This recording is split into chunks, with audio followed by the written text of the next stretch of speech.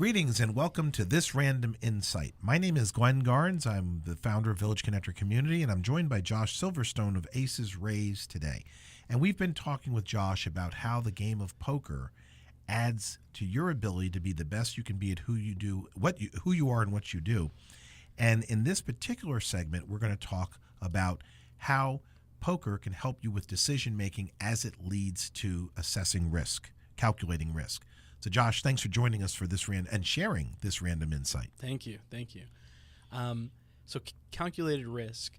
So this gets sometimes a little scary for people because it involves some math, right? So without whiteboard instruction visuals, maybe I'll throw a little aid on the side. So as an example, but really what you can take from it, without going too deep or too wide, every poker decision can be broken down into a math problem. And people aside and all the psychology behind the game, really comes down to a couple of factors, three things specifically. One is percentage or likelihood, probability.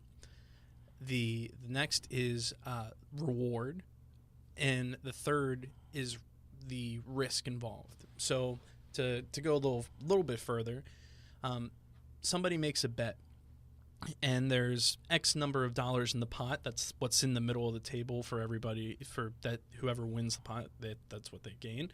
So that's your reward, if you will. And then you're faced with the decision of, should I fold? Should I call? Should I raise? What am I going to do here? So you need to look at it from how much money is in the pot? How much money do I have to risk in order to win that? And then you have to factor in, well, with my cards, based on the cards that are already out, what is my likelihood of hitting the card that I need to win, assuming that I'm already behind? So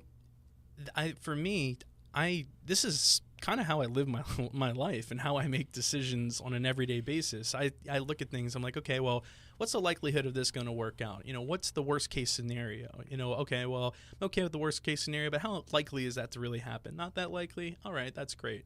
All right, well, what do I have to gain if I try this? Okay, well, that's good. And if I lose, how much do I lose? Okay, I lose that. That's fine. But so what I've really found from that is that by doing nothing ventured, nothing gained, right?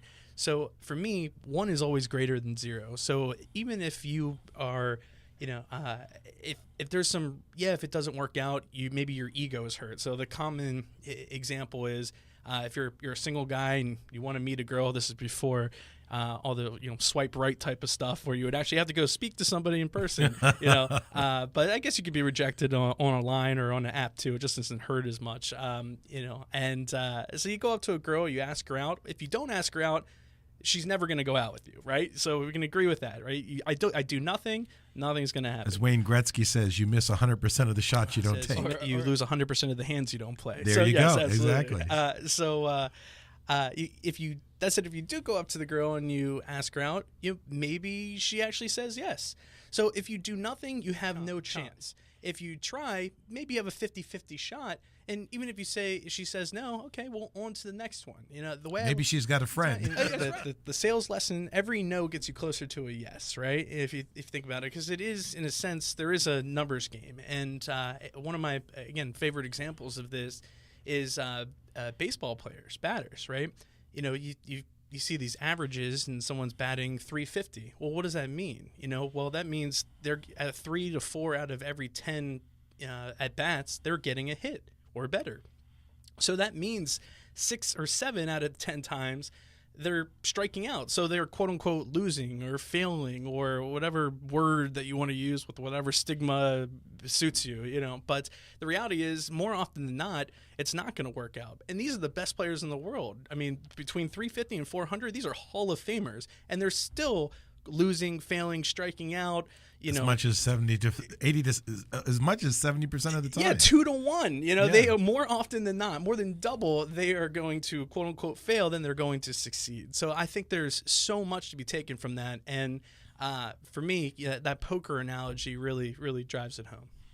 Well, and I think that when you've just described this, I'm sitting here visualizing this. What you're talking about is, in assessing risk, engaging in a deliberative process. That's right. most of us allow life to happen to us just based on whatever direction the wind might be blowing. We are wishing, hoping, and praying. And there's nothing wrong with wishing, hoping, and praying. Don't get me wrong. But we can be a little bit more involved in the outcome by being more deliberative, more analytical, and more assessing. And so you can wish, hope, and pray, but deliberate, assess, and analyze too. Yeah, be proactive. That's right. Be conscious in your choices and decisions, and be okay if things don't work out sometimes, because they're not always going to work out. So, and this kind of gets into a bigger thing with calculating risk.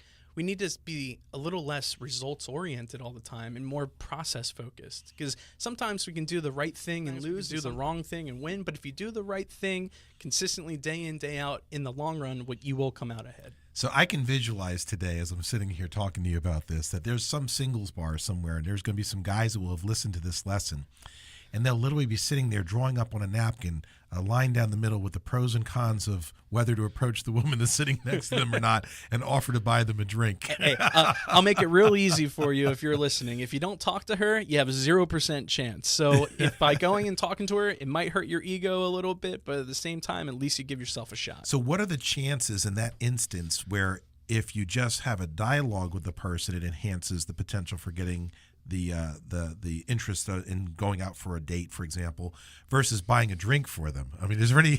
Oh, I mean, look, there are studies. I don't know if that's specifically, but there are studies that waiters or waitresses who give like mints or something with the bill actually have like a 30% increase in their whatever you want to say. So maybe there's something there, but I haven't crunched the numbers enough to say exactly. But hey, can't hurt your chances. But here's the message. Bringing ourselves back to the lesson here. Here's the message.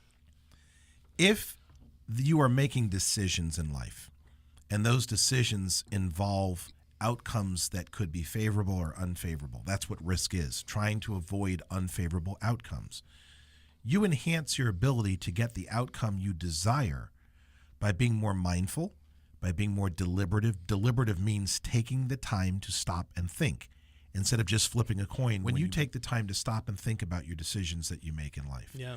And you'll be more effective in life, you'll be more effective in business, you'll be more effective in your career if you simply take the time to become deliberative in your thought. And frankly, a lot of people are hired in business because of their ability to assess a direction that the company ought to go with a product, with a service, with something as simple as hiring an employee. What are the risks associated with investing time in a particular individual, hoping that they'll turn out to be productive on behalf of the company? That's right. So this applies in so many different ways, which is why I'm glad that you shared it, because I don't think that most people who get in their car to drive through rush hour traffic to go to work in the morning are giving this level of thought to what they're about to do on behalf of their employer or in their own business. And so this random insight is designed to be somewhat of an awakening for people to see that they can create greater outcomes for themselves by being involved on a greater level in those decisions. Anything you want to add in wrapping up? Yeah, go out there and take some risks. You may not know exactly what's going to happen, and you can't worry about what you can't control, but the reality is we have more choices and decisions to make than we give ourselves credit for sometimes. So if you want to change, if you're unhappy with where you are now, think ahead about where you want to go. Stephen Covey, start with the end in mind, right? And then start putting a plan and start making little baby steps to get there. And it's gonna change involves risk. The devil you know versus the devil you don't. And quick little aside, I worked as a mason tender for a summer doing back-breaking labor, which is a story for another time. But I was always fascinated with how do you actually build this great wall or this house or what have you? And the answer is brick by brick. So one small step leads to the other, and eventually it's the sum of the parts. You'll get there in the end. Fantastic. What a great insight this was. I'm going to go back and listen to this one again for my own purposes, and I'm encouraging you to do the same. I want to also encourage you to get connected to Josh.